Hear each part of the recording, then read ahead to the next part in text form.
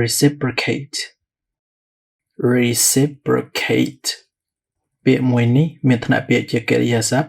ហើយវាអាចមានន័យ3ន័យទី1នោះគឺធ្វើអ្វីមួយតបទៅនឹងកាយវិការឬសកម្មភាពមួយដែលមានលក្ខណៈស្រដៀងគ្នាមានន័យថា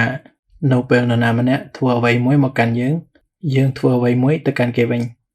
ឧទាហរណ៍ I gave her a present on Christmas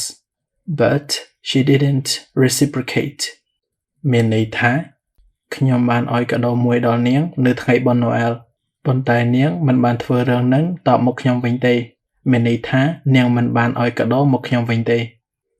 ន័យទី2របស់ពាក្យ reciprocate គឺ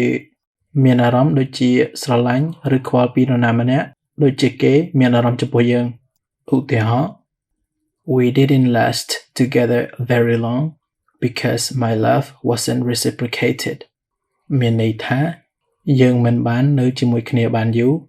ពីព្រោះសេចក្តីស្រឡាញ់របស់ខ្ញុំមិនបានត្រូវបានផ្ដល់មកវិញមានន័យថាយើងបានផ្ដល់សេចក្តីស្រឡាញ់ឲ្យគេតែគេមិនបានផ្ដល់សេចក្តីស្រឡាញ់ដូចគ្នាដល់យើងវិញ